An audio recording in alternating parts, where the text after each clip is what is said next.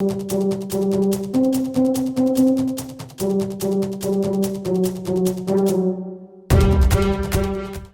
up guys, I'm Shane and welcome to Spare Change.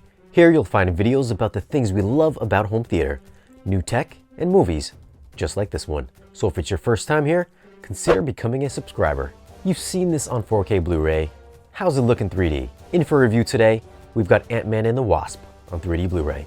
I won't be reviewing the movie, I'm just going to share with you my thoughts on the video and audio quality. Now for a few tech specs. The movie was shot in 3.4 and 6.5K. It's a 3D conversion and not shot natively in 3D. It's got a 2K DI, it's rated PG-13. Aspect ratio is 239:1 and 190:1.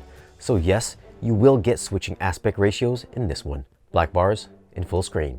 Now if you've seen this movie on 4K Blu-ray, I think you may find it looks pretty good. Watching this in 3D at home really steps up the visual game. Depth of field reaches deep into the screen with some excellent separation amongst each background and foreground layer. Chapter 1's quantum realm scene and any scene in the quantum areas were real standouts here. Those creatures and other objects float around in space with a very nice three-dimensional contour to each object. One of the main benefits of watching this in 3D is when Ant-Man or Wasp is in their tiny form, the added depth really heightens the sense and scale of them and their surroundings. Chapter 13's chase is a great example of this. The tiny van driving underneath the full-size cars changes the scope of this chapter in 3 dimensions. You just don't get that same grand feeling of size on the 4K version. There were also a couple moments where things would break the screen barrier, like Wasp flying in front of your face or Scott flying on an ant. But otherwise, not a ton of stuff pops out of the screen.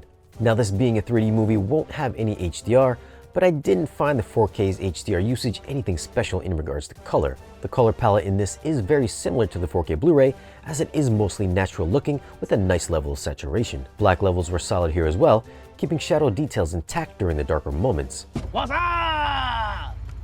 Audio was done in DTS HD 7.1, so we get another 3D movie without an immersive mix. That being said, I didn't find the overhead effects on the Atmos mix found on the 4K version all that aggressive. Most of the action happens in the lower channels with some great sound movement within the lower soundstage. Chapter 13's car chase is one of the highlights with sounds of cars moving from front to back and debris scattering across the front channels.